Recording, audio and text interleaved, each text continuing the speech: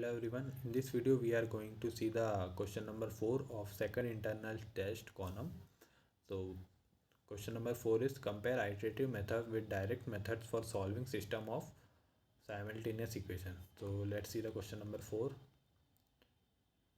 Compare iterative method with direct method for solving system of simultaneous equation. Now we'll start with the aspect of nature. In iterative method, in incremental refinement of solution. So iterative method give the incremental refinements of solution, means it give why we have to follow multiple iteration to take out the solution. And in direct method we don't have to follow any iteration, we get the exact solution directly. Now suitability, often suitable for large matrices, and direct method well suited for small to medium sized matrices.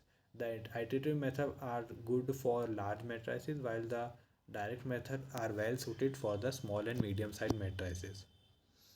Memory usage, lower memory requirements. Okay, iterative method have very low memory requirement compared to direct methods, while direct method can be memory intensive. Direct method can be memory intensive. They use more memory of the system. Computational cost, can be computationally efficient, and direct method highly higher computational cost. Computational cost mean how much time and memory the method is taking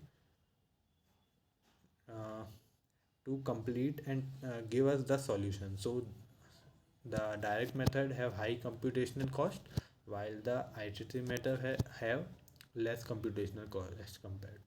Now examples, iterative method examples are Jacobi, Gauss-Jacobi method, and Gauss-Seidel method. These are the example of iterative method, while the example of direct methods are Gauss elimination method and Gauss-Jordan method.